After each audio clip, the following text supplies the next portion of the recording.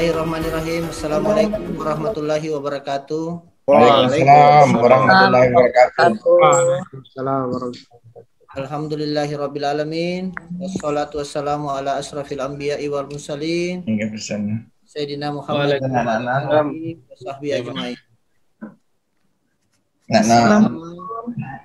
Yang saya hormati para guru besar, Ketua PP Perdatin dan segenap pengurus PP Perdatin, Ketua Kolegium dan segenap jajaran Kolegium, Ketua Cabang dan anggota-anggota cabang yang sempat hadir pada kesempatan ini, para guru besar, senior-senior dan teman sejawat sekalian yang berkesempatan hadir pada acara kita pada kesempatan ini, yaitu acara Halal Bihalal yang dilaksanakan oleh pengurus PP Perdatin dalam rangkaian acara Idul Fitri 1442 Hijriah. Pertama, mari kita sama-sama senantiasa mengucapkan syukur kehadirat Allah Subhanahu wa Ta'ala. Allah yang telah memberikan kita begitu besar rahmat sehingga kita bisa berkumpul pada kesempatan yang baik ini, dan insya Allah hati kita tergerak untuk membuka link halal bihalal ini. Ya Allah akan selalu membukakan pintu rahmat kepada kita untuk bersilaturahmi dan selalu mencari kebaikan-kebaikan. Insya Allah majelis ini, acara ini akan membawa kebaikan dan yang lebih baik lagi akan menjadi suatu aplikasi kehidupan menuju kebaikan-kebaikan yang ada di depan kita. Tentu tak lupa kami semua menghaturkan salam dan salawat kepada Nabi besar Muhammad SAW, Rasulullah yang telah diutus oleh Allah Subhanahu wa Ta'ala untuk membawa suatu ajaran yang bukan hanya membawa ajaran tauhid, tetapi juga membawa ajaran kita bagaimana hubungan kita antara sesama manusia. Baiklah para teman sejawat sekalian, para hadirin dan hadirat, sesuai dengan acara kita pada kesempatan hari ini, insya Allah kita akan melaksanakan acara halal bihalal dengan beberapa rangkaian acara. Untuk rangkaian acara pertama, mari kita sama-sama senantiasa mengucapkan Bismillahirrahmanirrahim untuk acara kita pada kesempatan ini. Untuk acara pertama kami mempersilahkan Dr. Usman dari Perdatin Sulawesi Selatan dan Dr. Andi Mutia, SPAN KIC, untuk menyampaikan kalam ilahi dalam rangka pembacaan ayat suci Al-Quran dan terjemahannya. Kami persilahkan. Assalamualaikum warahmatullahi wabarakatuh. Waalaikumsalam. Waalaikumsalam warahmatullahi wabarakatuh. Mutia. Iya, Prof. A'udzubillahi minasyaitonir rajim. Bismillahirrahmanirrahim. Wa idza akhadha ربك من بني آدم من ظهورهم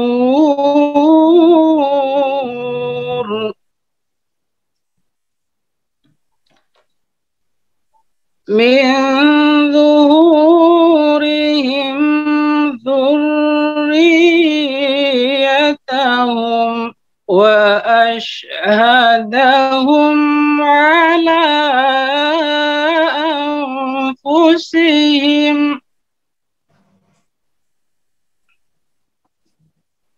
ألست بربكم قالوا بلى شهدنا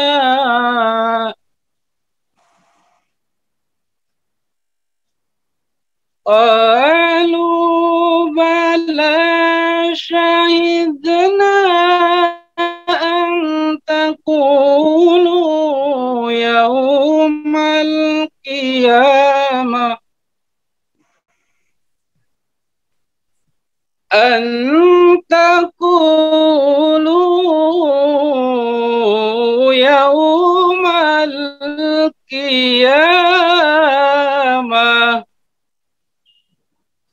إنا كنا عن هذا غافلين إنا كنا عن هذا غافلين صدق الله العظيم. Assalamualaikum warahmatullahi wabarakatuh. Waalaikumsalam warahmatullahi wabarakatuh. Aku berlindung kepada Allah dari godaan syaitan yang terkutuk. Dengan menyebut nama Allah yang Maha Pengasih lagi Maha Penyayang. Dan ingatlah ketika Tuhanmu mengeluarkan dari sulbi anak cucu Adam keturunan mereka, dan Allah mengambil kesaksian terhadap roh mereka seraya berfirman, bukankah aku ini Tuhanmu? Mereka menjawab, betul, Engkau Tuhan kami bersaksi. Kami lakukan yang demikian itu agar di hari kiamat kamu tidak mengatakan, sesungguhnya ketika itu kami lengah terhadap itu.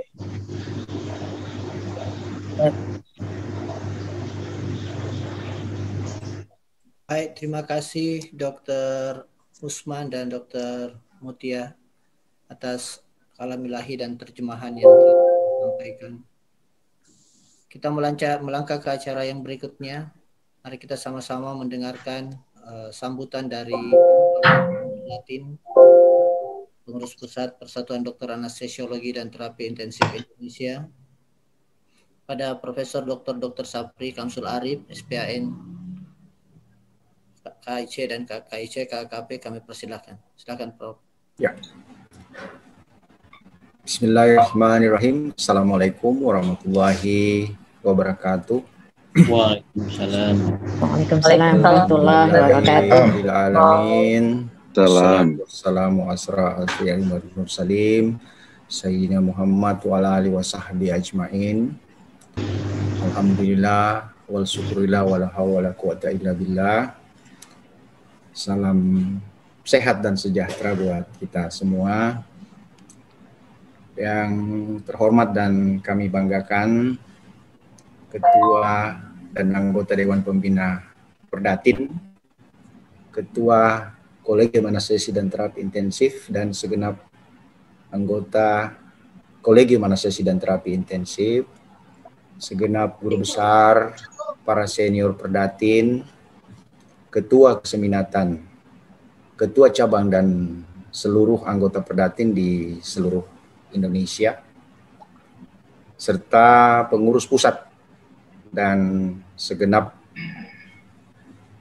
kesekretariatan PP Perdatin. Tentunya pertama-tama kita panjatkan puji syukur kehadirat Allah Subhanahu wa taala yang masih memberikan nikmat kesehatan pada kita sekalian, yang mana pada malam ini kita masih bisa dipertemukan walaupun dalam suasana yang masih cukup prihatin, sehingga halal bihalal ini kita kemas dalam bentuk daring, online, dan dipersiapkan oleh teman-teman dari PP. Pertama-tama juga tentunya saya atas nama pribadi dan pengurus pusat Perhimpunan Dokter Anestesi dan Terapi Intensif Indonesia PP Perdatin mengucapkan taqabbalallahu minna wa minkum minal aidin wal faizin. Mohon maaf lahir batin oleh karena kita masih diperhadapkan tentunya dengan hal-hal duniawi, di mana pada kesempatan ini mari kita saling memaafkan. Kita seperti tema Idul Fitri yang kita angkat kali ini, perayaan fitrah kemanusiaan yang suci. Halal bihalal ini kami kemas tentunya ya, dalam bentuk yang sedikit berbeda dengan halal bihalal yang mungkin para senior, para guru besar dan teman sejawat sekalian, bila ada halal bihalal itu menampilkan katakanlah orang di luar daripada Perdatin. Namun kali ini kami mengemasnya dalam bentuk dari Perdatin untuk Perdatin. Dalam artian bahwa yang tampil pada halal bihalal ini, kalau kita lihat nanti ada Dr. Ade Hasman, saya kira sebagian kita sudah tahu ya bahwa Dr. Ade Hasman sebagai penulis beberapa buku yang produktif ya, yang dimana pada kali ini kami meminta untuk membawakan ya, karena halal bihalal ini saya kira dari 2.841 sekitar anggota Perdatin seyogyanya sangat berpotensi untuk bisa membawakan ya. Namun kali ini kita minta Dr. Ade, kemudian juga ada Dr. Farhan sebentar yang akan membacakan doa untuk kita semua ya. Makanya saya sebutkan bahwa sedikit berbeda. Jadi ini adalah internal Perdatin untuk Perdatin ya. Dan alhamdulillah ini bisa dilaksanakan tentunya atas usaha dari teman-teman di PP, diketuai tentunya oleh Dr. Takdir. Di sini ada Dr. Mutia juga ya. Ada teman-teman yang lain yang mensupport kegiatan ini, walaupun kegiatan ini kami baru beberapa hari setelah Idul Fitri kami rencanakan. Ya. Saya kira halal bihalal inti daripada yang kita, selain untuk melambangkan hati kita di antara pengurus dan segenap anggota Perdatin, bila ada hal-hal yang tidak berkenan mungkin selama 1 tahun terakhir dan mungkin ke depannya kita bisa fitrahkan kembali ya.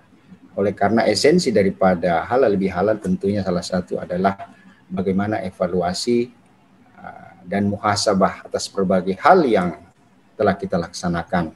Dan tentunya kita berharap kita masih diberikan kesehatan, nikmat kesehatan, nikmat iman, untuk kemudian kita bisa bertemu pada Ramadan yang berikutnya. Saya kira ini Dr. Takdir, dan sekali lagi terima kasih pada teman-teman yang sudah merancang acara ini, dan juga pada segenap pengurus dan segenap senior, ketua cabang, ketua keseminatan, dan segenap anggota yang hadir pada Zoom kali ini dalam rangka halal bihalal PP Perdatin. Saya kira ini, wabillahi taufiq wal hidayah. Wassalamualaikum warahmatullahi wabarakatuh. Waalaikumsalam warahmatullahi wabarakatuh. Terima kasih Prof. Safri atas ucapan dan sambutannya. Baiklah para hadirin sekalian, untuk kita memanfaatkan waktu, kita akan beralih ke kita yang berikutnya adalah mendengarkan bersama hikmah halal bihalal yang insya akan disampaikan oleh Dr. Ade Hasman. Dari Dr. Ade Hasman, spesialis anestesiologi, menyelesaikan pendidikan dokter di Fakultas Kedokteran Universitas Gadjah Mada dan menyelesaikan pendidikan spesialis anestesiologi di Fakultas Kedokteran Universitas Hasanuddin. Saat ini beliau bertugas sebagai dokter spesialis anestesi di Rumah Sakit Umum Daerah Kudungga, Sangatta, Kalimantan Timur. Ada beberapa buku yang alhamdulillah Dr. Ade Hasman telah menyelesaikan karya-karya beliau, yaitu Karena Kita Begitu Berharga, Mengapa Rasulullah Tidak Pernah Sakit, Rahasia Kesehatan Rasulullah, Mengobati Dengan Hati. kitab akhir hayat, dan yang terakhir yang baru saja diluncurkan di 2019 adalah Cinta, Kesehatan dan Munajat bersama dengan MH Ainun Najib. Hadirin sekalian, Dr. Azman adalah seorang dokter anestesiologi yang mempunyai pemikiran-pemikiran Islami yang kemudian mencoba menuliskannya di buku-buku karya-karya beliau, dan alhamdulillah beliau berkesempatan untuk memberikan pada kita pada hari ini sesuai dengan tema yang telah kita angkat pada kesempatan ini mengenai Idul Fitri, bagaimana kita menjadikan Idul Fitri sebagai perayaan fitrah kemanusiaan yang suci. Saya kira saya tidak ingin banyak menyampaikan latar belakang pada acara kita pada kesempatan ini. Silakan Dr. Ade menyampaikan hikmah halal bihalal dalam rangkaian acara kita. Saya persilakan Dr. Ade. Iya, terima kasih Dr. Takdir. Bismillahirrahmanirrahim. Assalamualaikum warahmatullahi wabarakatuh. Waalaikumsalam warahmatullahi wabarakatuh. Innal hamdalillah nahmaduhu wa nasta'inuhu wa nastaghfiruh wa na'udzu billahi min sururi anfusina wa min sayyiati a'malina may yahdihillahu fala mudhillalah wa may yudlil fala hadiyalah. Asyhadu an la ilaha illallah wahdahu la syarikalah wa asyhadu anna Muhammadan abduhu wa rasuluh. Allahumma salli ala Muhammad wa ala ali Muhammad, amma ba'du. Yang saya hormati Ketua Perdatin Profesor Dr. Syafri Kamsul Arif, Ketua Kolegium dan anggota Kolegium semuanya. Yang saya muliakan orang tua teladan kita semua, Prof. Husni Tandra, dan yang saya cintai seluruh guru besar yang hadir yang tidak bisa saya sebut satu persatu, para konsulen, supervisor, senior, dan semua teman sejawat keluarga besar Perdatin, dan siapapun yang hadir dalam acara daring halal bihalal yang diselenggarakan PP Perdatin pada malam hari ini. Semoga kita semua diberi kesehatan dan selalu dalam lindungan Allah Subhanahu wa Ta'ala.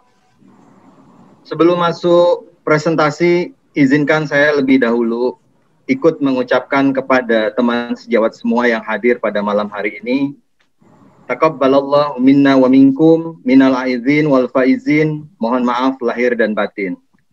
Terima kasih kepada pengurus pusat Perdatin atas kehormatan yang diberikan kepada saya untuk bersilaturahmi, untuk rembuk memperbincangkan tema tentang Idul Fitri, perayaan fitrah kemanusiaan yang suci. Saya rasa sebuah tema yang kita semua sangat lazim dan memahami secara bersama.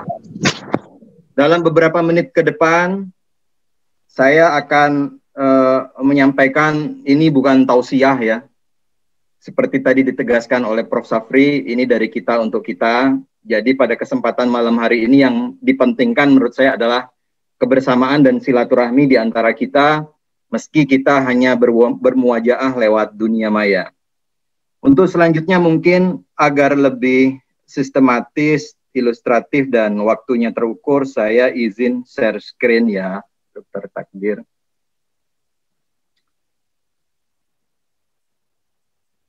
Teman sejawat semua yang dirahmati Allah, kelihatan ya? Kelihatan Ya. Ya, Idul Fitri. Kalau kita bicara Idul Fitri merupakan salah satu dari 2 hari raya di dalam Islam. Secara bebas mungkin kita bisa mengatakan bahwa Idul Fitri adalah hari perayaan kodrat asal kejadian manusia yang suci. Bahwa dalam konsep agama Islam, manusia itu tidak terlahir netral ya. Kita mungkin pernah mendengar bahwa ada idiom yang populer yang pernah dilontarkan oleh intelektual barat John Locke ya.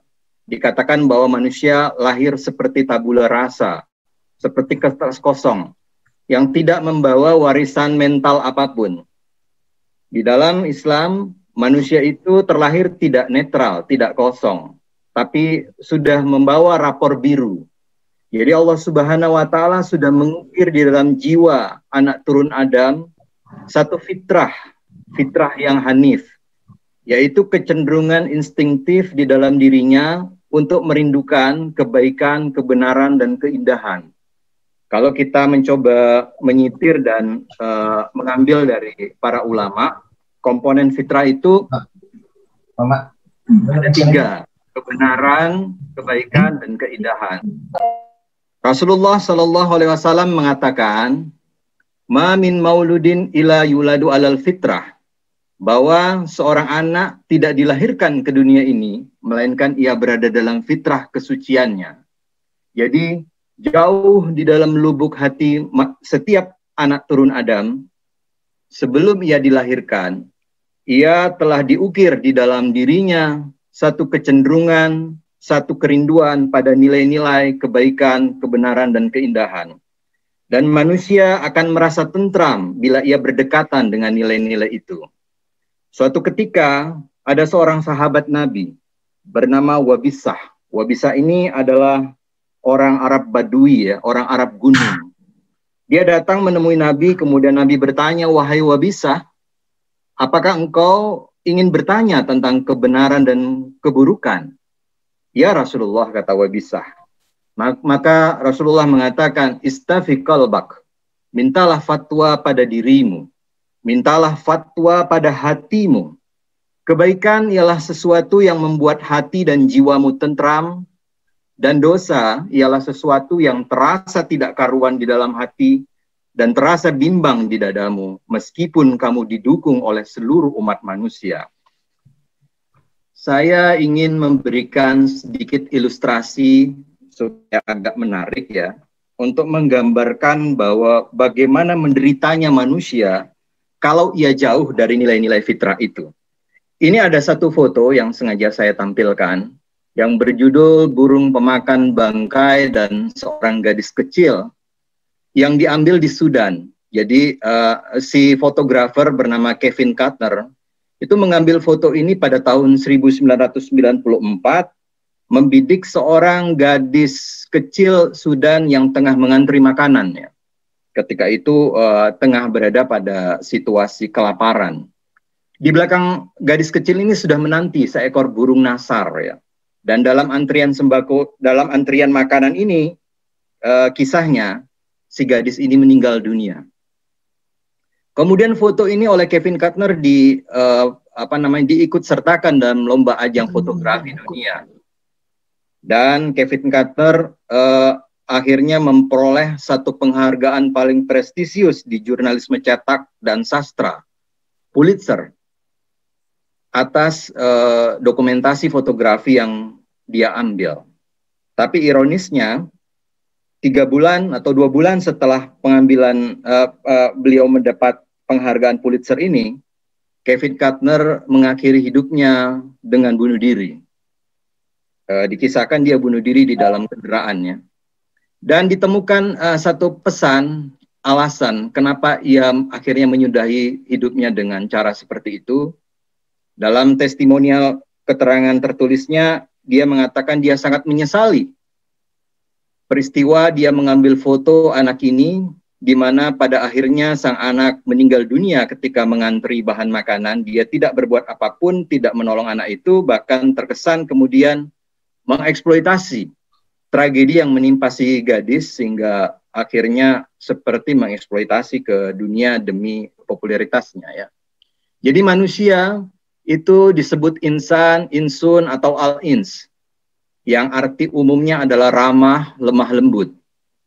In ahsantum ahsantum li anfusikum wa in asa'tum falaha. Kalau kamu berbuat baik, berarti kamu berbuat baik untuk dirimu sendiri, dan kalau kamu berbuat jahat, maka kerugian kejahatan itu untuk dirimu sendiri. Begitu kata Al-Quran. Jadi manusia tadi seperti yang kami sampaikan akan bahagia bila hidupnya berdekatan dengan nilai-nilai fitrah. Sebaliknya, manusia akan menderita, akan sengsara menjalani kehidupannya bila ia jauh dari nilai-nilai fitrah, dari nilai-nilai kebaikan, kebenaran, dan keindahan. Saya ingin mengambil satu ilustrasi yang lebih milenial lagi, yang lebih populer lagi, ya, karena ini banyak residen yang hadir, banyak kaum muda, ya. Mungkin teman-teman residen, teman-teman muda di sini pernah nonton satu film yang cukup menarik Batman ya, The Dark Knight. Batman itu serialnya banyak sekali, tapi ini ada satu film yang satu-satunya film superhero yang mendapat hadiah Oscar.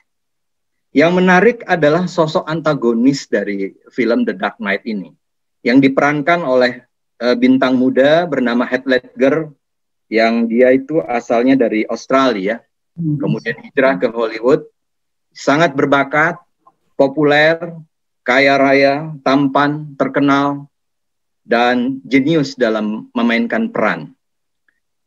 Dan benar saja, Heath Ledger dalam film Dark Knight itu memerankan tokoh antagonis Joker, itu tampil dengan sangat sempurna.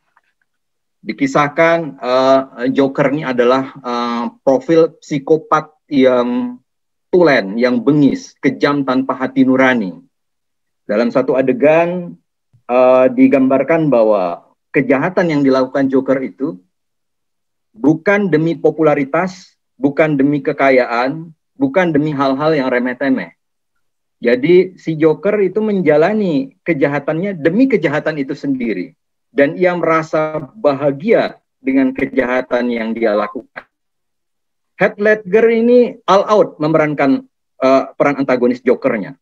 Untuk mengeluarkan performa antagonis sebaik karakter Joker ini, maka Ledger berusaha keras untuk mengacaukan dirinya sendiri dalam menyerap karakter Joker.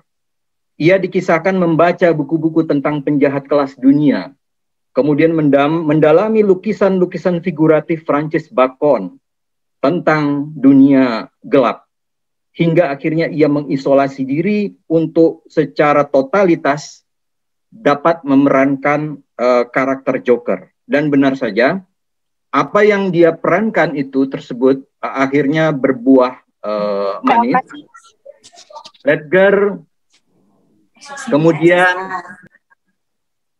Ledger kemudian mendapat penghargaan Best Supporting Role Oscar 2008. Dan film The Dark Knight sendiri juga sukses di pasaran, mencapai rating box office, meraup untung miliaran dolar. Tapi ironisnya sekali lagi, 6 bulan sebelum The Dark Knight tayang di pasaran, Ledger ditemukan meninggal dunia di apartemennya. Dia meninggal dunia karena intoksikasi dari kombinasi overdosis agen-agen obat-obat sedasi. Sebagian obat-obat ini mungkin familiar di dunia kita ya. Nah, banyak analisa yang berkembang mengkaitkan kenapa Heath Ledger yang muda, tampan, populer, kaya, itu pada akhirnya berakhir tragis seperti ini. Ya, meskipun ini disangkal oleh kakak kandungnya, tapi sangat banyak analisa yang mengatakan bahwa Ledger harus membayar mahal ketika akhirnya karakter Joker itu merasuk ke dalam pribadinya, mengkristalisasi dalam personalitinya, sehingga ia terkena penyakit panik, gelisah, depresi, dan stres berat.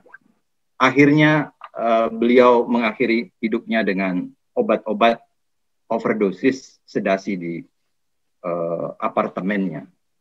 Ya, teman-teman sejawat sekalian yang dirahmati Allah, bolehlah dikatakan bahwa kita ini sebetulnya secara performa kita bisa mentadaburi diri kita, bahwa kita itu diciptakan oleh Tuhan kita dengan fasilitas anatomi yang lebih mudah untuk melakukan kebaikan daripada kejahatan. Hanya dibutuhkan 17 otot wajah buat tersenyum. Sebaliknya akan dipaksa bekerja 43 otot wajah buat pose cemberut. Jadi kalau menurut Hazanah dalam neuroscience, manusia itu hanya menggunakan 4 belahan otaknya saat berkata jujur.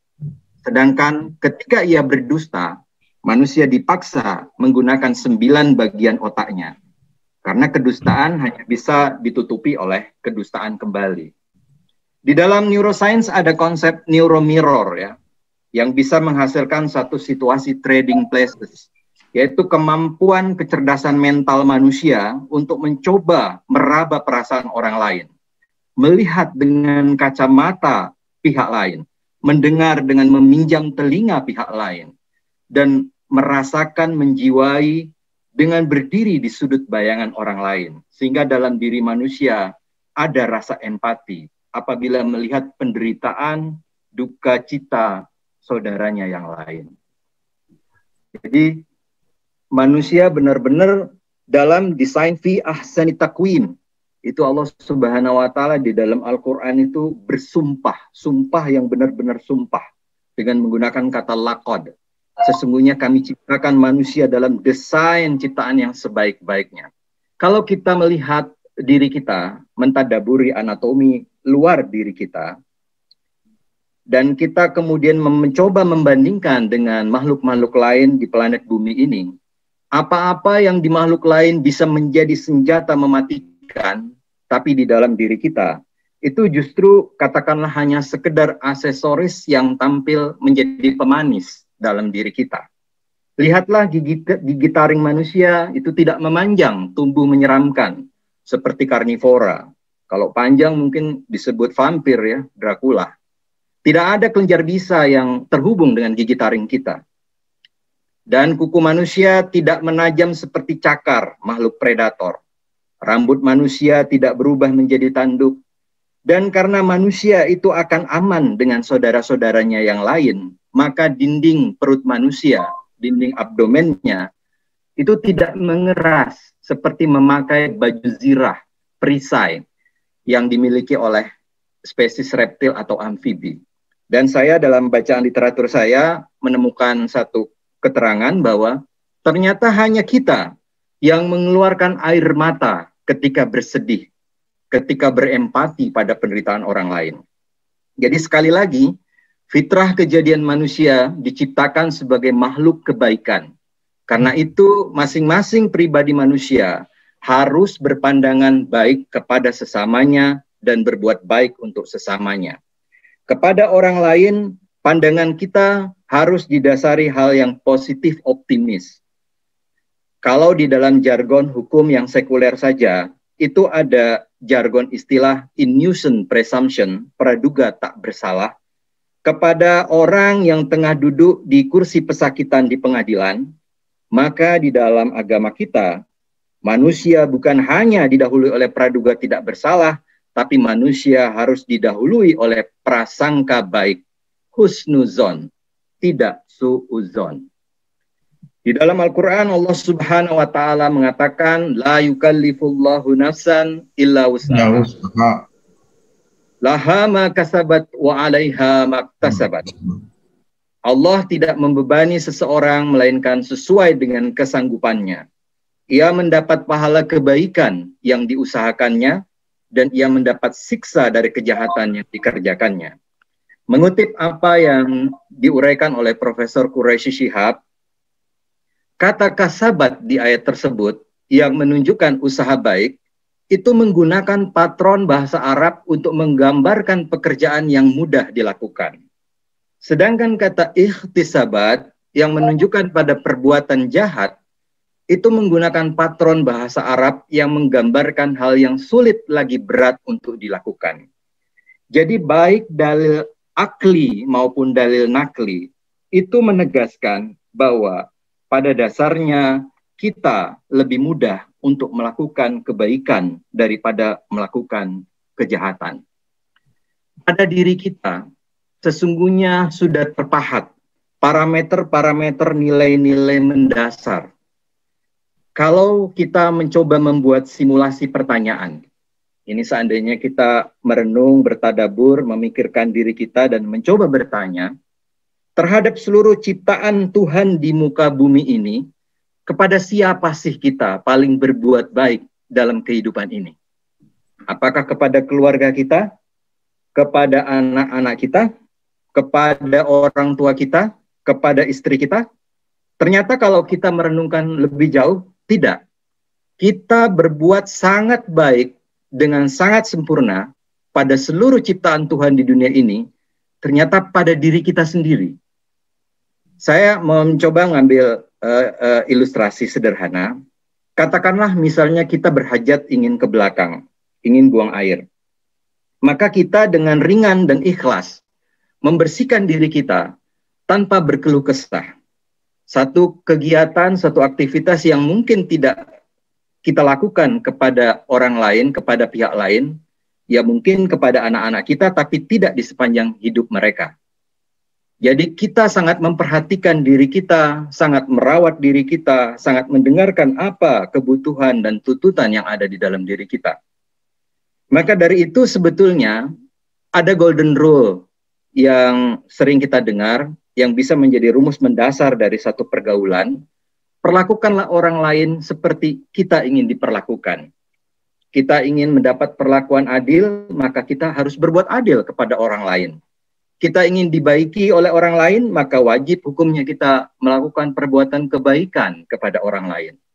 Rasulullah SAW itu mengatakan, tidaklah beriman seseorang hingga ia menyukai untuk saudaranya apa yang dia sukai. Wa khalikil nasi bihulukin hasanah, dan bergaulah dengan manusia dengan akhlak yang terbaik. Di dalam hadis ditegaskan seperti itu, ada teksnya. Jadi ada satu quotes yang sangat terkenal yang mungkin sering disangka ini hadis, tapi sesungguhnya kalau kita telusur lebih jauh literaturnya, ini dinukil dari khazanah dunia tasawuf ya. Ada seorang sufi yang mengatakan, man arafa nafsahu faqad arafa rabbahu. Siapa yang mengenal dirinya, maka ia telah mengenal Tuhannya.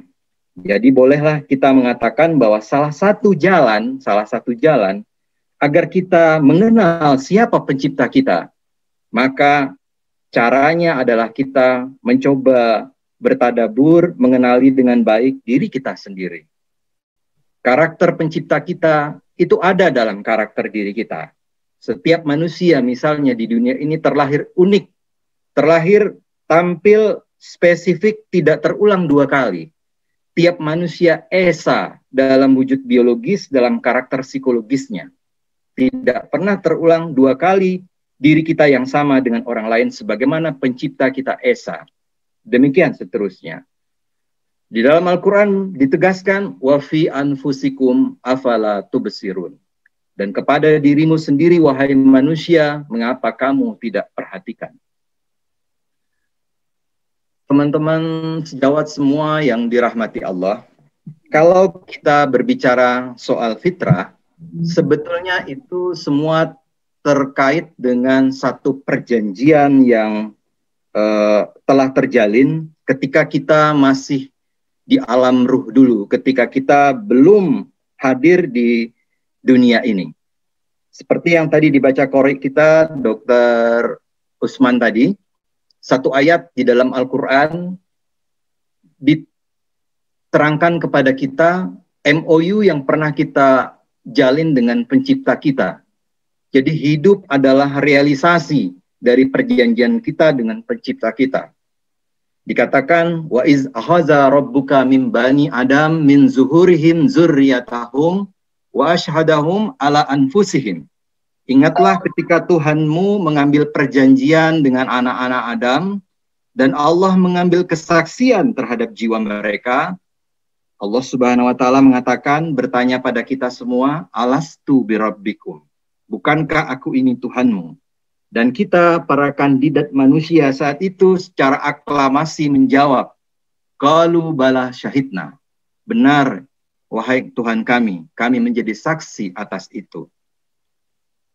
Perjanjian itu mungkin kita sudah tidak mengingatnya lagi, karena perjanjian itu berdimensi ruhani, tidak terjadi di satu alam consciousness.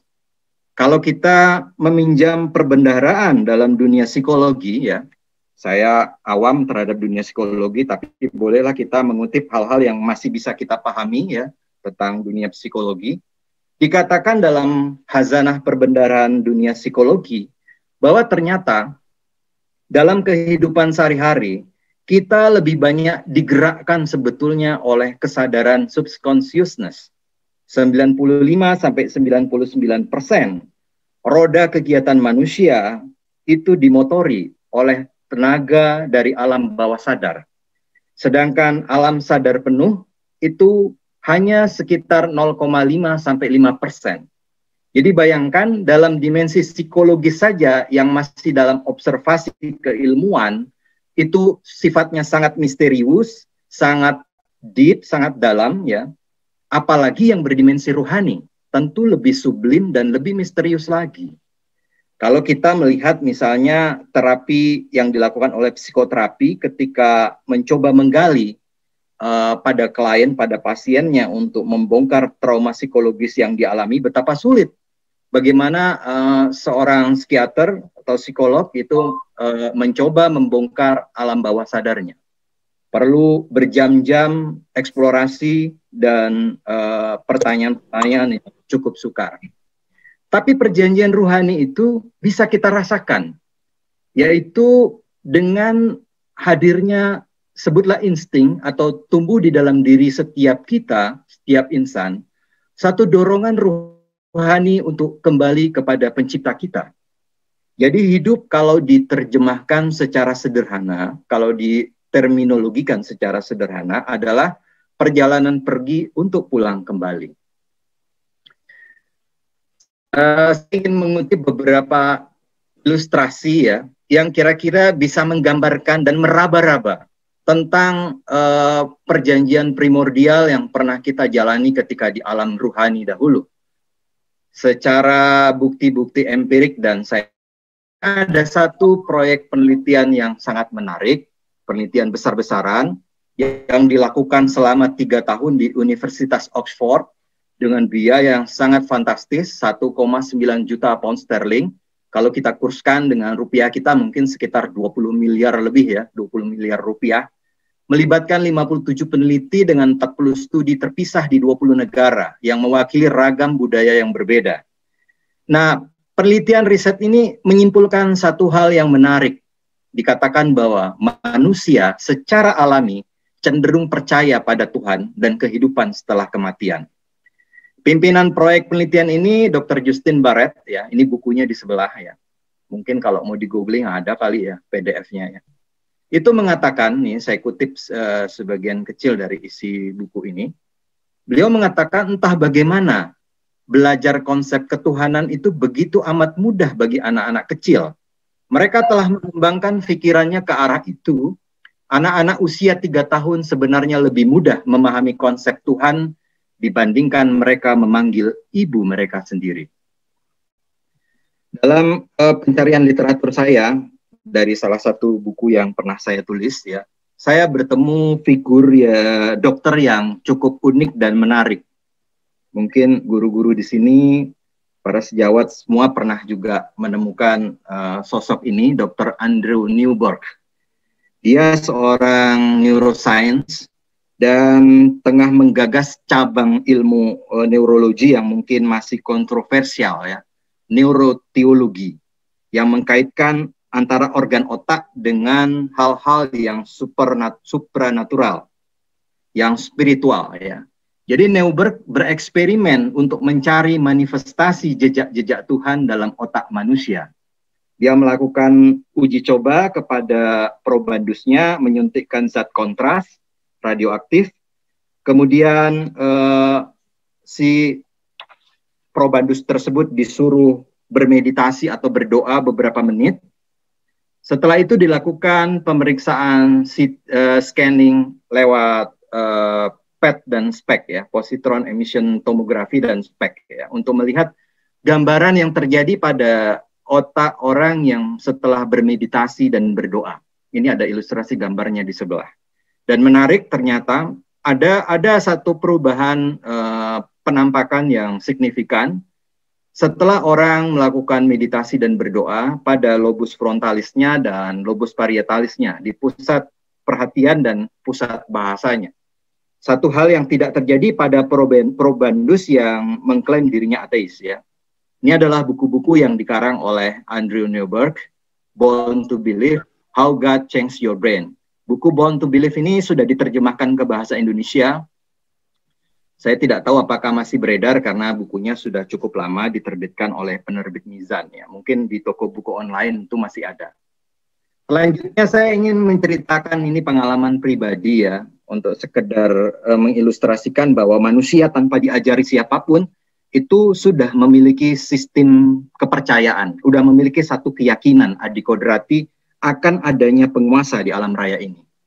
Saat saya masih bertugas PTT di Puskesmas Pedalaman Kalimantan Timur tahun 2000 yang lalu, saya pernah punya pengalaman yang mungkin agak menarik, agak istimewa, ya, agak langka, yakni mengunjungi 5 keluarga Dayak Basak yang hidup terisolasi di hutan Kalimantan.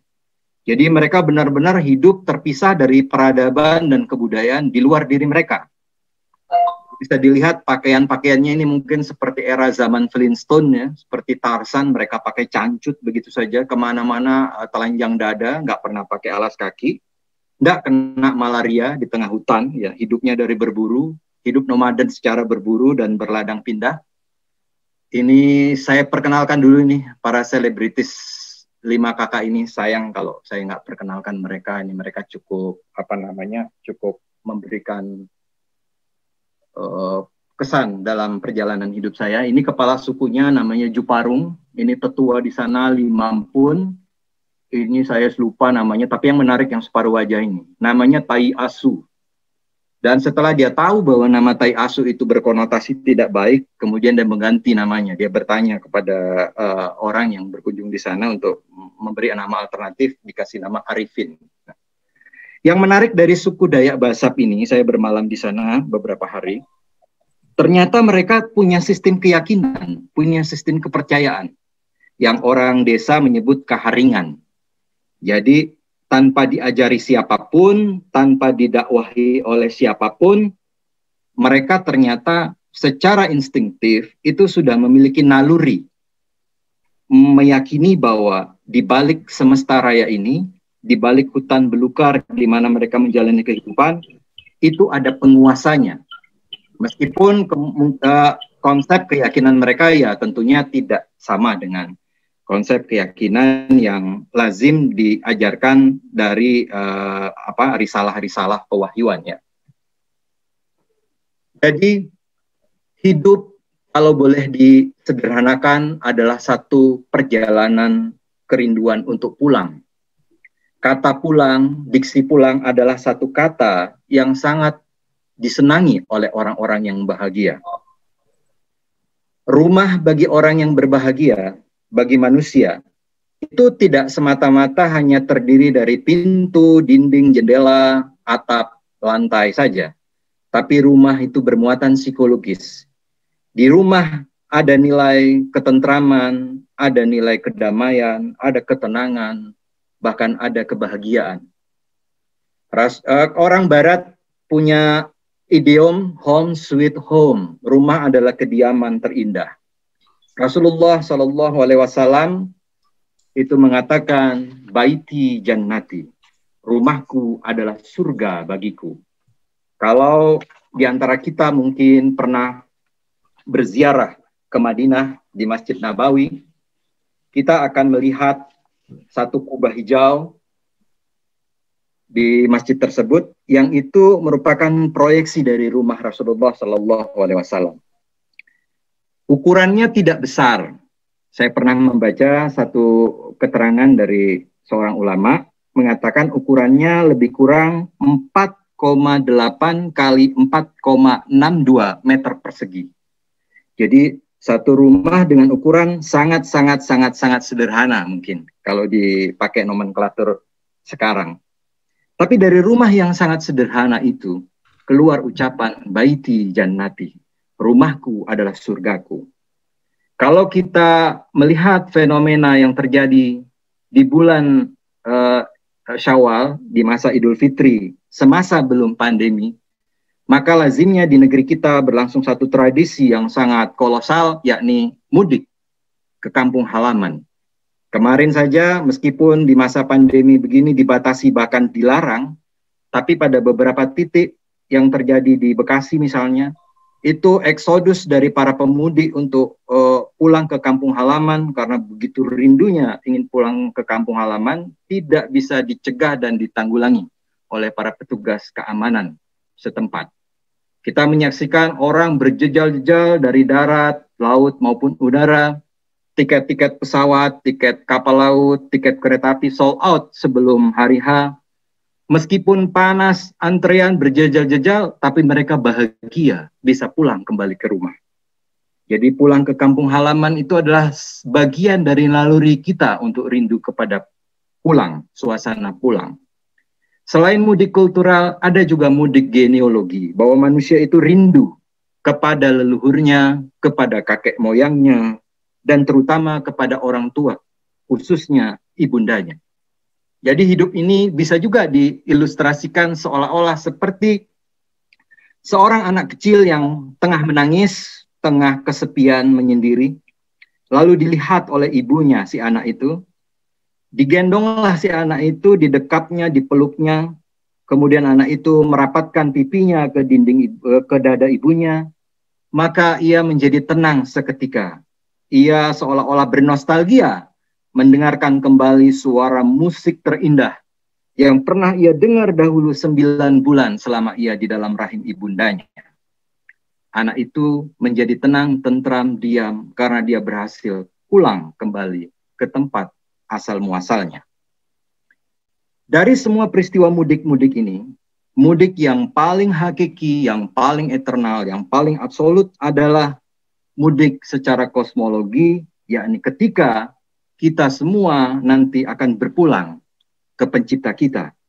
Pada hakikatnya setiap kita di sini berada dalam satu lingkar rumus, inna lillahi wa inna ilaihi raji'un. Darinya kita berasal dan kepadanya kelak kita akan kembali pulang. Dan orang yang tidak bisa pulang, kita akan katakan dia tersesat. Dan orang yang tersesat pasti tidak bahagia hidupnya. Pasti ia sengsara ketika ia tidak bisa berhasil menempuh jalan pulang. Kita sungguh beruntung di zaman teknologi begini, itu bisa menyaksikan, saya ingin memberikan ilustrasi ya, melihat satu fenomena yang terjadi di planet bumi kita. Ini adalah gambaran aktivitas manusia setiap harinya lewat satelit ya, di udara. Ada satu tema sentral yang terjadi di planet bumi ini dari penampakan udara ya, perjalanan pergi untuk pulang kembali, ini di Amerika. Dan ini adalah rute perjalanan di samudera, di lautannya. Mengambil tema yang juga sama. Apakah itu pergerakan yang sifatnya dimotivasi oleh pergerakan ekonomi, traveling, wisata, pendidikan, itu semua berjalan dalam satu rumus, pergi untuk pulang kembali. Jadi, hidup ini adalah kerinduan untuk kembali pulang. Kerinduan terhadap segala asal muasal kita. Bahkan peristiwa kematian pun di dalam Al-Quran itu diistilahkan dengan kata ar-ruj'ah atau raji'un, yang artinya pulang. Kita sering mendengar pengumuman, informasi, telah berpulang ke rahmatullah Fulan bin Fulan. Pulang. Benarnya kematian di dalam agama kita itu bukan tragedi. Kematian menjadi tragedi apabila kita mengambil haknya dari pencipta kita. Yang berat itu bukan kematian, tapi ketika pulang tidak berhasil bertemu dengan dia yang dirindui. Ini gambar di sebelah adalah satu foto satelit yang menggambarkan kemeriahan, gemerlapnya planet bumi ini dengan situasi pergi untuk pulang kembali di seluruh samudera raya ya.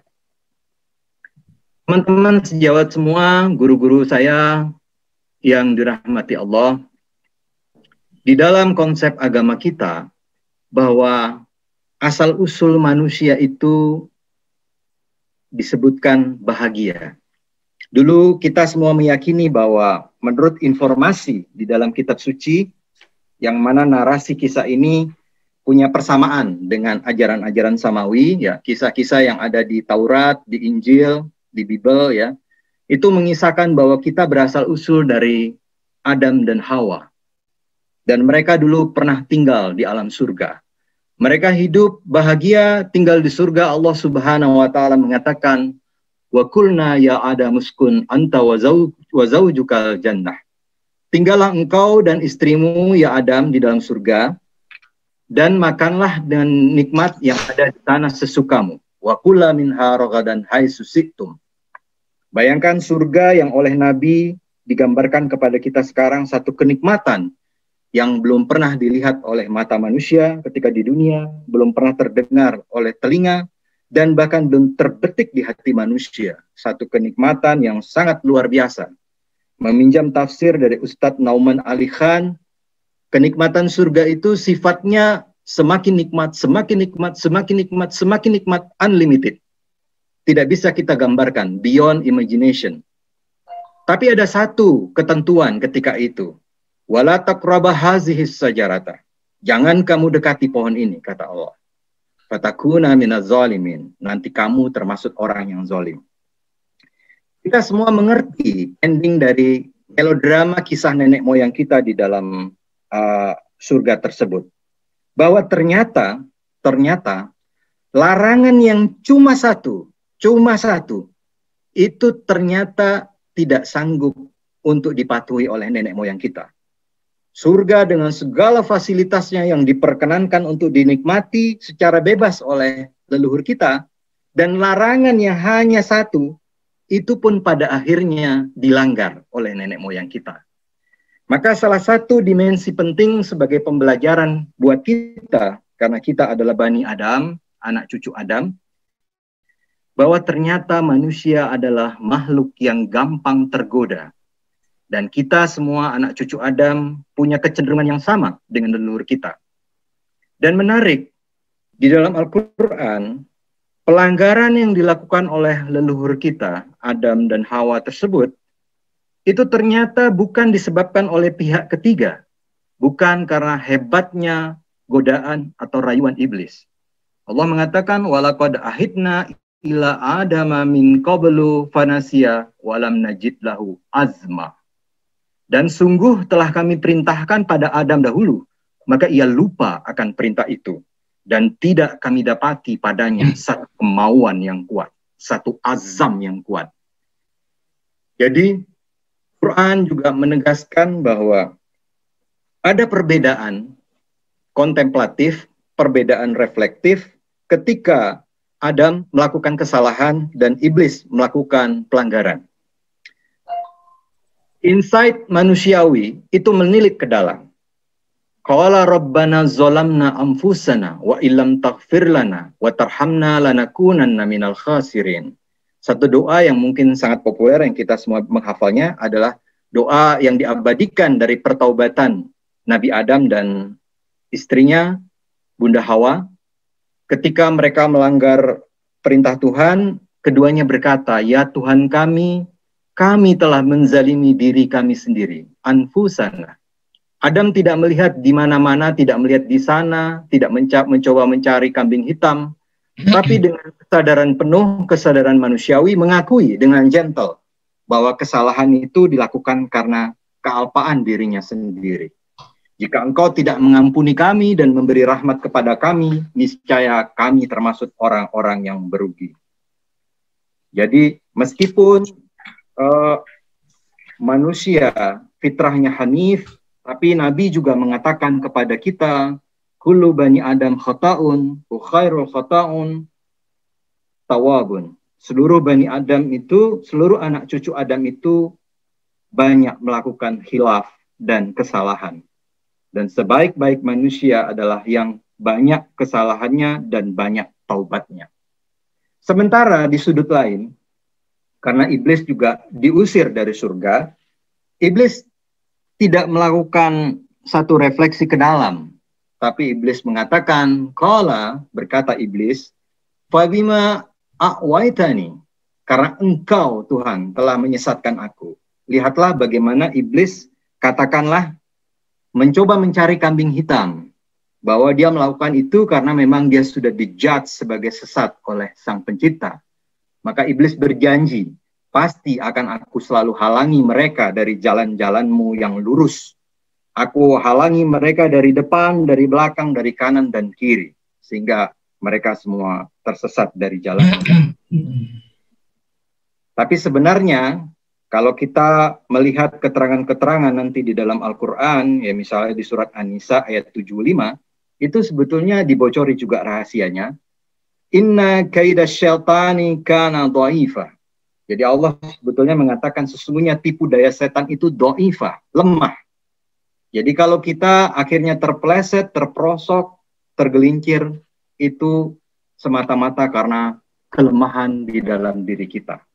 Kemarin 1 bulan penuh sebelum memasuki Idul Fitri di masa Ramadan, kita menjalani puasa.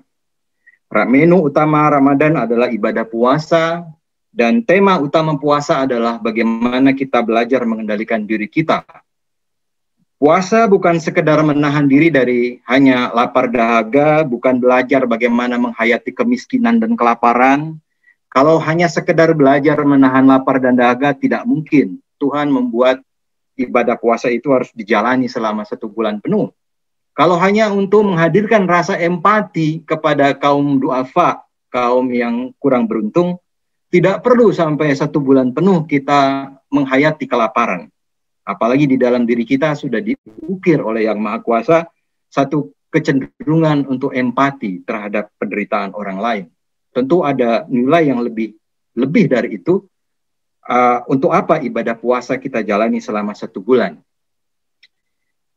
Jadi di dalam Al-Quran itu ada dua istilah yang berbeda, siam dan saum.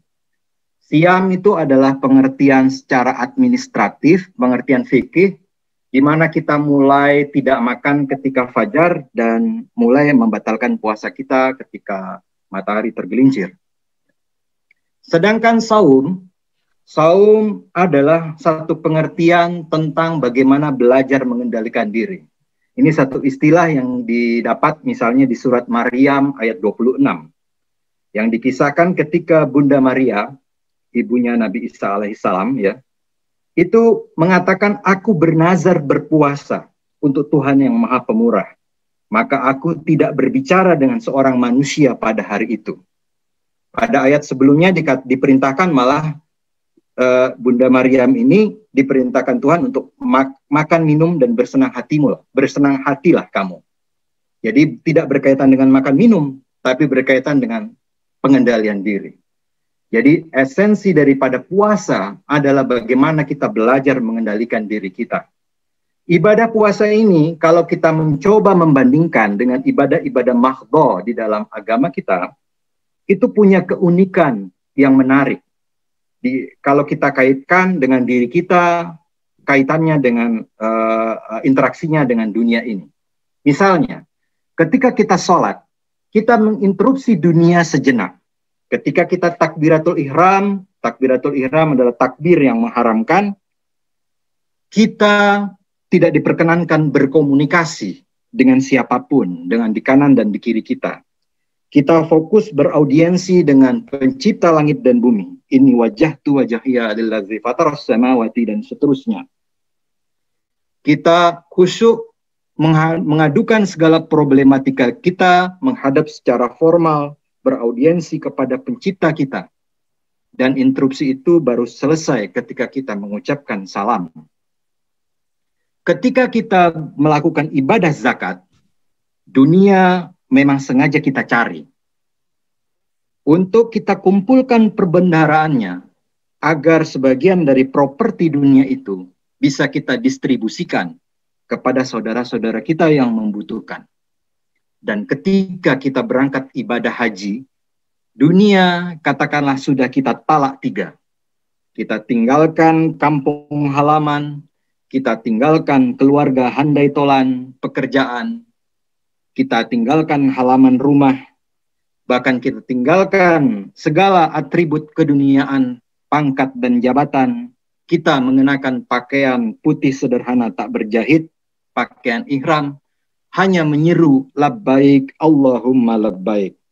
Tuhanku, kami penuhi panggilanmu ya Tuhan kami. Tapi ketika kita melakukan puasa, di mana dunia? Ternyata dunia tidak berada di mana-mana, tapi dunia berada di hadapan kita. Hanya dunia tidak diperkenankan untuk kita sentuh ketika kita berpuasa.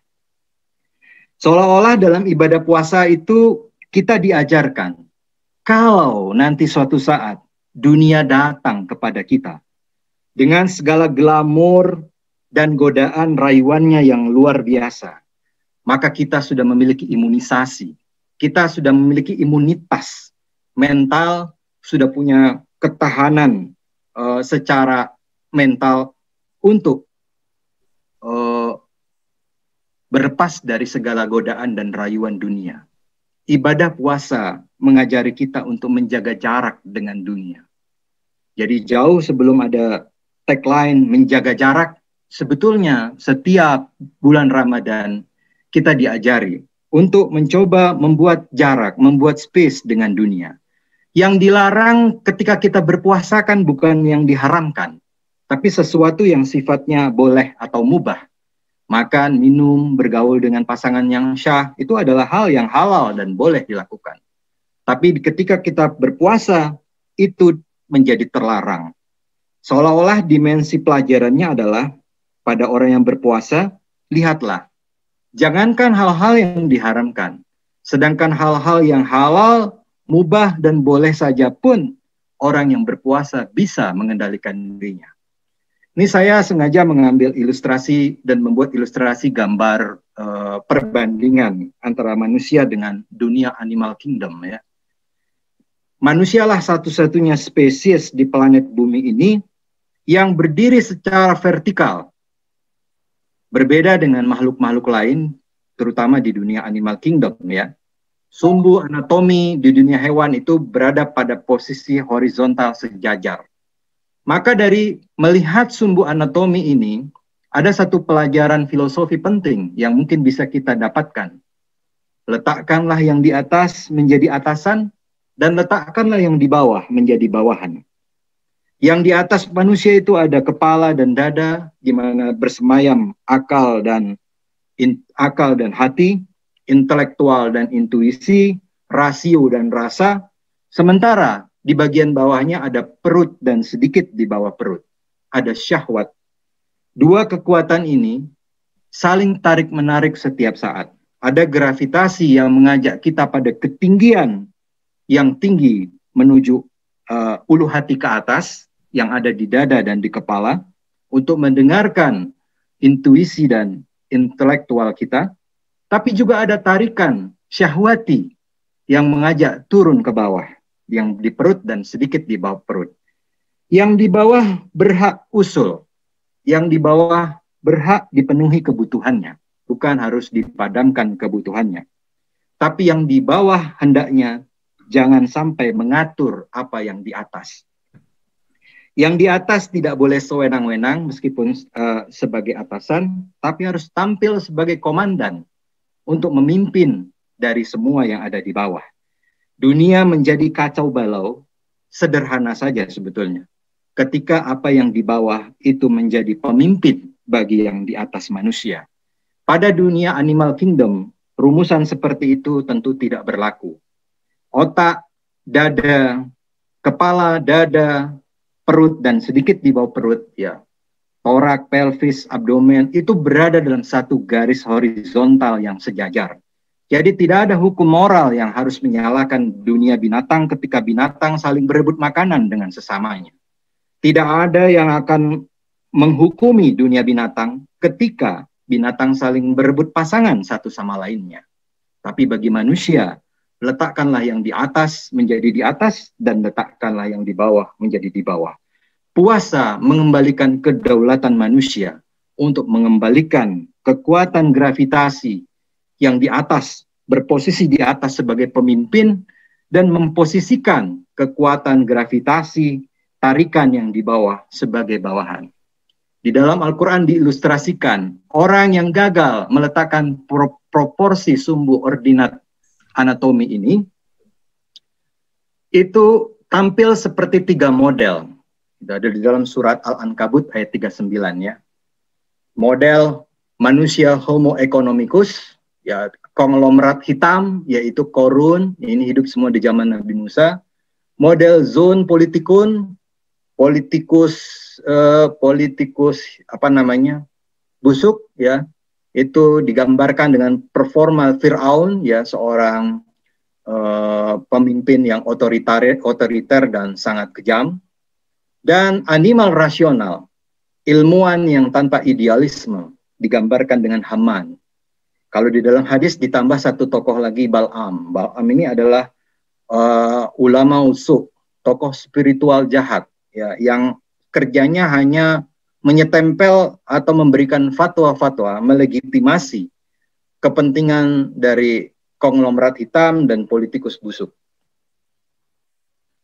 Ini ada satu buku yang saya suka sekali, buku ini, Kecerdasan Emosional, ditulis oleh Daniel Goleman, ya. Buku ini yang konon ketika Bill Clinton menjadi presiden, beliau menganjurkan seluruh rakyat Amerika untuk membaca buku ini.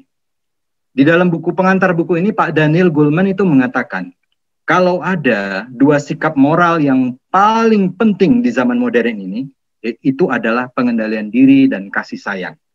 Bahwa keselamatan peradaban manusia itu ditentukan oleh kemampuan mengendalikan dibanding melampiaskan. Jadi, wala taqraba hazihi sajarata, jangan kamu dekati pohon ini yang ada di surga dulu, peringatan yang ada di surga itu. Sebutlah itu semacam ilmu puasa. Jadi, satu pembekalan kepada Adam sebelum ia turun ke dunia memerankan tugas kekhalifahan untuk dibekali ilmu mengendalikan diri.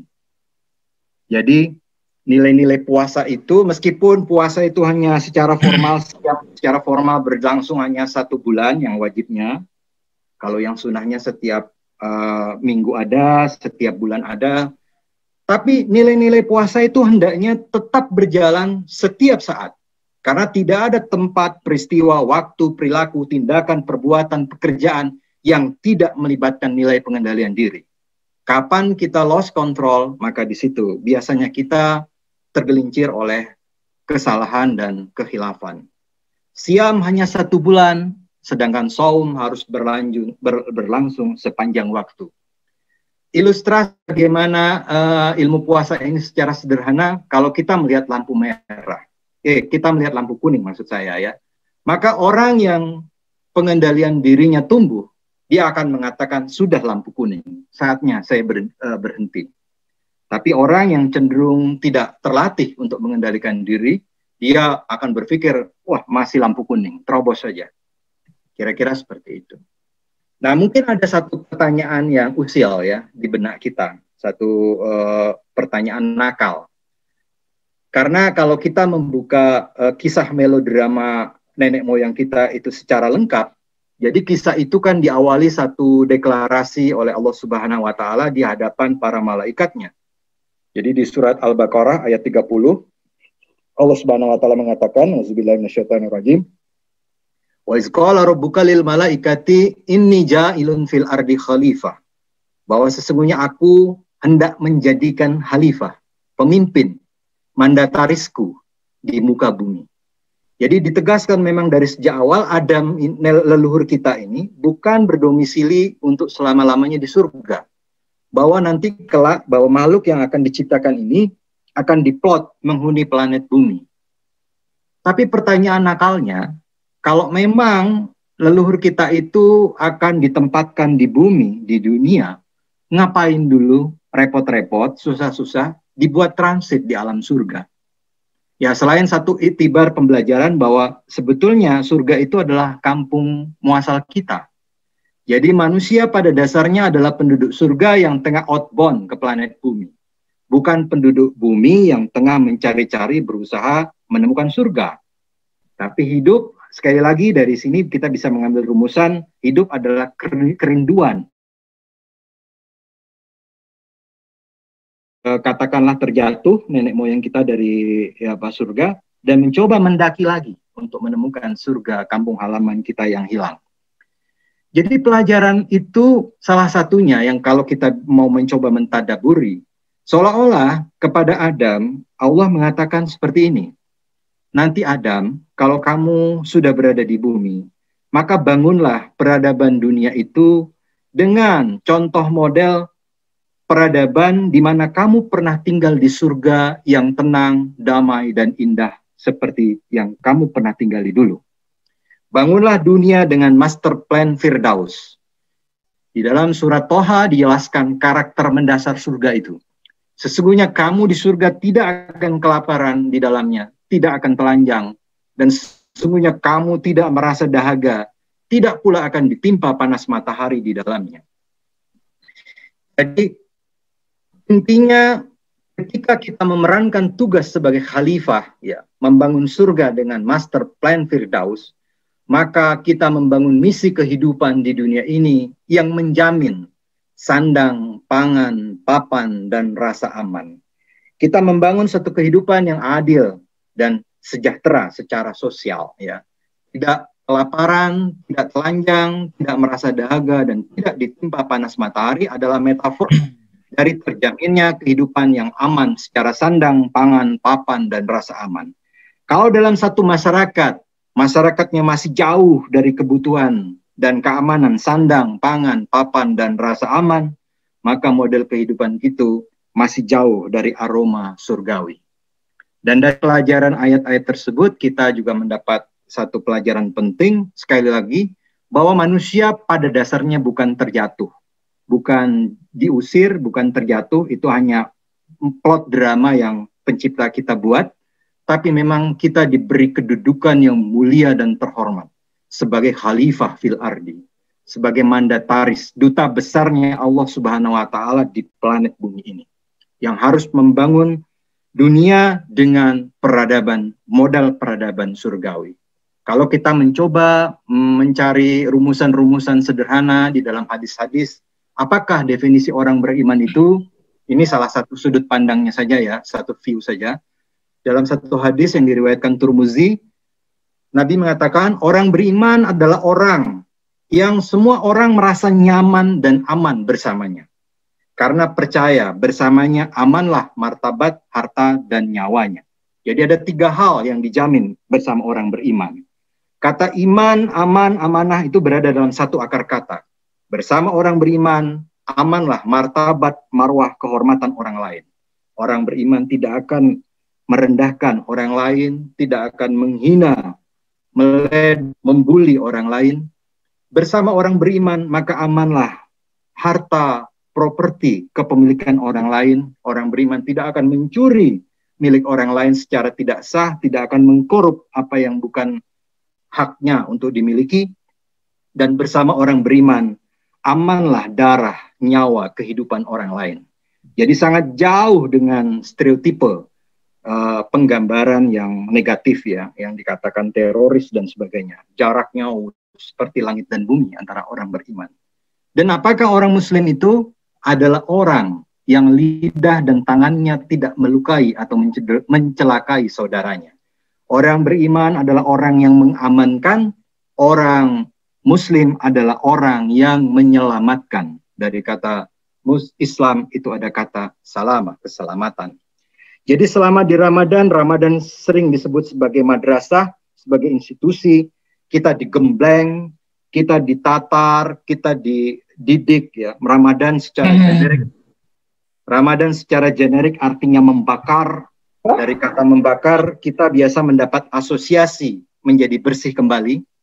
Nah, mungkin di sini ada Prof. Husni, nanti mungkin bisa menjelaskan tentang peristiwa autofagi ya. Ketika orang berpuasa, ya, bagaimana orang secara fisik itu juga dibersihkan karena hadirnya fenomena autofagi yang mendapat hadiah Nobel, biolog Jepang yang mendapat hadiah Nobel pada 2016 setelah mengamati peristiwa lapar yang dialami oleh makhluk. Ya, diharapkan kita bisa menemukan Idul Fitri kita kembali kepada fitrah keaslian kita, cita-citanya seperti itu, sehingga kita bisa bertemu dengan Syawal. Syawal secara generik artinya meningkat. Ya, meningkat tentunya bukan meningkat bobot berat badan kita, tapi meningkat kualifikasi kita, meningkat nilai-nilai kemanusiaan kita, meningkat iman dan amal soleh kita, meningkat nilai ketakwaan kita.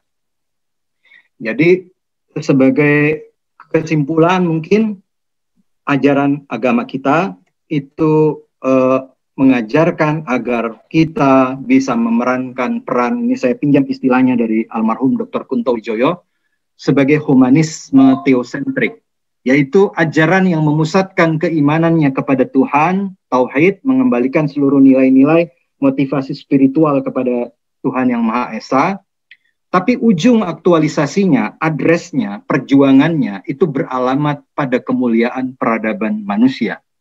Seluruh konsep humanisme teosentrik ini tersaji secara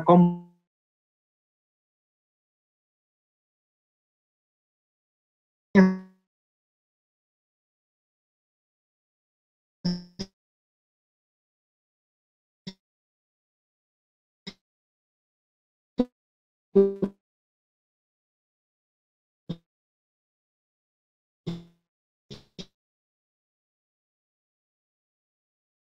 sebagai ilah, sesembahan, tapi Al-Quran ditutup dengan surat An-Nas yang artinya manusia.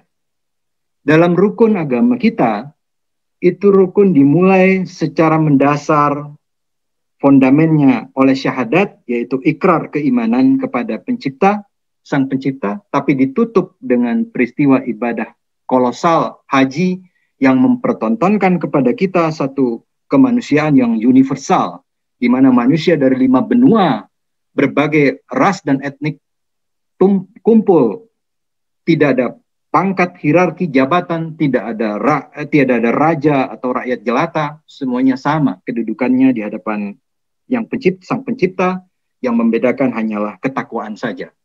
Ketika kita sholat, ya, sekali lagi ilustrasi sholat, ketika kita takbir mengagungkan pencipta kita, tapi sholat itu ditutup dengan salam. Semoga keselamatan, rahmat, dan berkah Allah terlimpah kepadamu. Dengan ditegaskan kita menoleh ke kanan dan ke kiri kita. Dengan ditegaskan menoleh ke kanan dan ke kiri kita. Seolah-olah Allah Subhanahu wa Ta'ala itu mengatakan kepada kita ketika kita sholat, wahai hambaku, aku terima kamu sudah menghadap aku dengan baik, tapi sekarang buktikan bahwa engkau bisa menebar salam ke lingkunganmu, ke kanan dan ke kirimu, baik ke kawan ataupun ke musuhmu. Peristiwa Isra Mi'raj misalnya, Nabi itu berangkat dari Masjidil Haram ke Masjidil Aqsa di Yerusalem, kemudian dari Yerusalem Rasulullah Mi'raj naik ke Sidratul Muntaha, satu tempat yang paling tinggi, pencapaian paling akhir yang pernah ditempuh oleh makhluk Tuhan. Di sana diriwayatkan beliau bertemu dengan sang pencipta.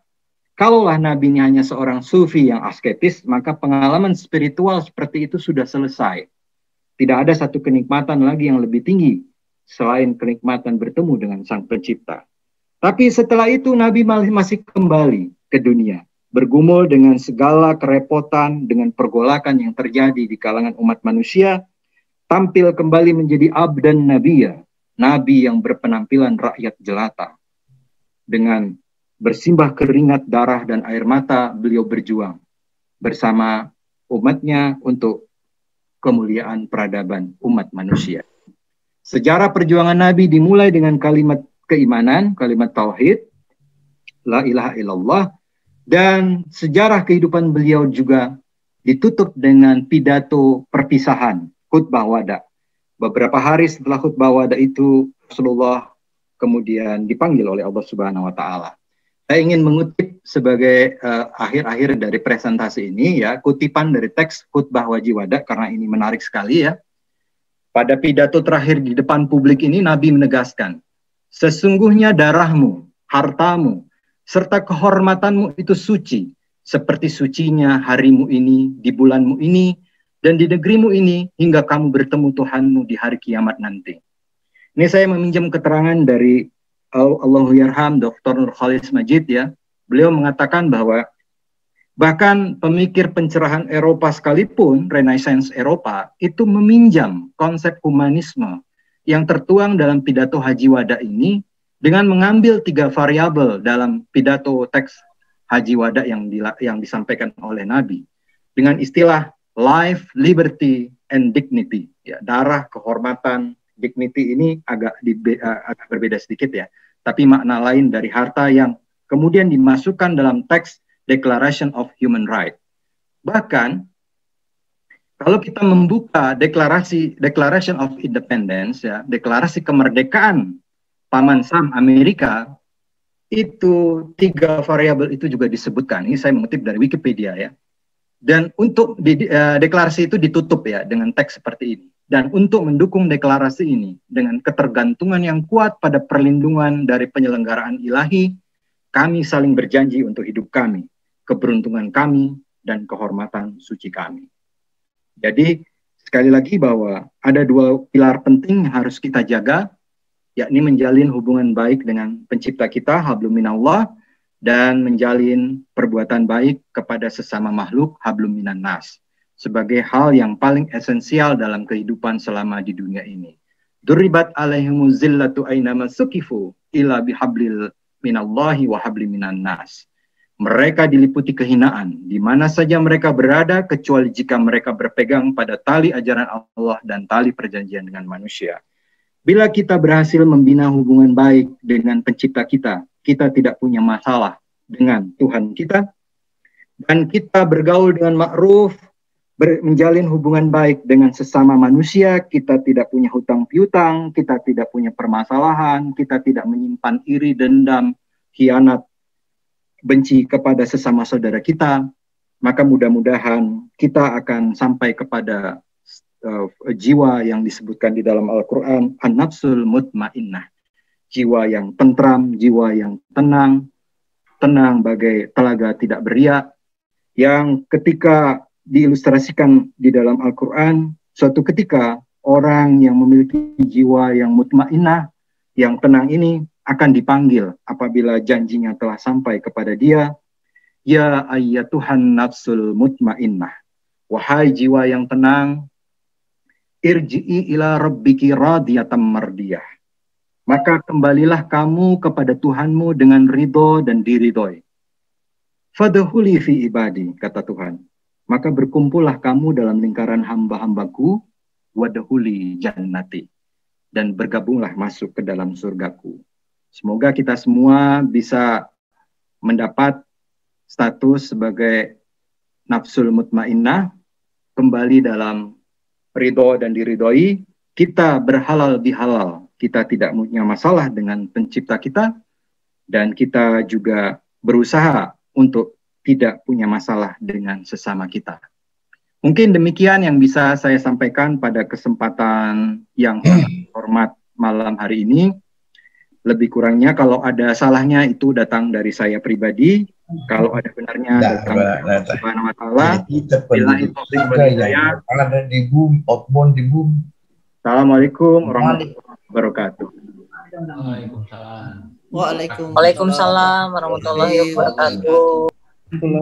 Luar biasa. Waalaikumsalam warahmatullahi wabarakatuh. Luar biasa, Ade. Dr. Ade. Baiklah hadirin sekalian, saya kira banyak sekali hal-hal yang kita bisa petik dari apa yang telah disampaikan Dr. Ade Hasman. Ya, minimal mengintrospeksi diri kita tentang apa sih sebenarnya tujuan hidup kita. Ternyata ujung-ujungnya kita harusnya berpikir untuk pulang. Baik, teman-teman sekalian, saya tidak ingin berpanjang lebar, saya akan berusaha memanfaatkan waktu.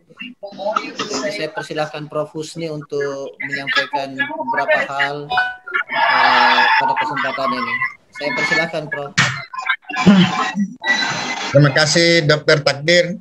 Bismillahirrahmanirrahim. Assalamualaikum warahmatullahi wabarakatuh. Sekali lagi, terima kasih banyak, Dr. Ade. Saya luar biasa, sudah 2 kali saya dengar, tetap saya masih mengingat. Saya baru sadar betul bahwa kita ini ada statement yang paling menarik buat saya, bahwa kita ini adalah penduduk surga yang sementara outbound di bumi, yang rindu untuk kembali. Ini belum pernah saya baca sebenarnya. Terima kasih Dr. Ade. Dan kepada seluruh teman sejawat, para senior, baik yang masih aktif maupun yang sudah pensiun, pada junior, yang Islam maupun yang bukan Islam, yang non-Islam, terima kasih banyak atas kehadirannya pada malam ini, dan izinkanlah saya atas nama Ketua Pembina Perdati mengucapkan selamat Hari Raya Idul Fitri, mohon maaf lahir batin, semoga Tuhan memberi kesempatan kami untuk semuanya bisa bertemu lagi dengan bulan puasa yang akan datang, dan selalu melindungi kita dalam melakukan tugas kita yang sangat mulia dan sangat berisiko tinggi. Tanpa pertolongannya kita bisa menghadapi suatu bermasalah. Saya kira ini saya mau sampaikan. Assalamualaikum warahmatullahi wabarakatuh. Waalaikumsalam. Waalaikumsalam warahmatullahi wabarakatuh. Waalaikumsalam. Terima kasih Prof. Husni, guru kita. Assalamualaikum warahmatullahi wabarakatuh. memberikan ucapan Idul Fitri dan beberapa hal tadi yang sangat menarik ya, outbound kita di bumi ini dari surga. Saya persilahkan selanjutnya Prof. Rita berkenan untuk Jawaban mana? Prof. Rita untuk sebagai Ketua Kolegium Anestesiologi dan Terapi Intensif Indonesia. Kami persilahkan untuk menyampaikan beberapa hal dan ucapan. Saya persilahkan Prof. Terima kasih Dokter Takdir. Apa suara saya jelas ya? Jelas Prof. Dokter Takdir sendiri Prof. suaranya kecil soalnya. Iya, dan kecil sekali, betul. Ya. Yang terhormat Ketua PP Perdatin, pengurus Dewan Pembina Prof. Husni, guru besar dan semua sahabat dari anggota Perdatin yang saya cintai. Salam dan selamat malam. Seperti Prof. Husni, pertama kali sebelum saya mengucapkan selamat Idul Fitri, saya ingin mengatakan luar biasa Dr. Ade Hasman. Saya sendiri mendapat banyak pelajaran, Dr. Ade, seorang saintis dan ilmuwan dan begitu mendalam pengetahuannya tentang ilmu agama. Saya berharap saya mendengar sekali lagi kalau ada hikmah acara lain yang bisa saya ikuti Dr. Ade, kalau dibolehkan. Pelajaran untuk saya juga ya. Terima kasih Prof. Kemudian saudara-saudara sekalian, atas nama KATI, Kolegium Anestesiologi dan Terapi Intensif Indonesia, semua pengurus dan saya secara pribadi pada kesempatan indah ini ingin menyampaikan selamat Idul Fitri dan mohon maaf lahir batin. Mudah-mudahan semua amal ibadah yang teman-teman lakukan akan diterima dan membawa banyak berkah kepada kita semua. Semoga cinta di antara kita selalu berjalan seperti konten yang disampaikan oleh Dr. Ade Hasman. Sangat indah Dr. Ade, saya sampai terperangah ya. Terima kasih banyak. Demikian Dr. Takdir, saya kembalikan. Hai Prof, terima kasih banyak Prof atas ucapan dan harapan-harapan yang diberikan pada kami semua. Baiklah teman sejawat sekalian, sebenarnya kita masih ada waktu untuk kita tidak terlalu larut sebelum kita sampai pada acara doa. Bila ada yang berkenan untuk bertanya atau ingin menyampaikan 1-2 hal, saya persilahkan. Kita masih ada waktu sekitar 5-10 menit. Saya persilahkan.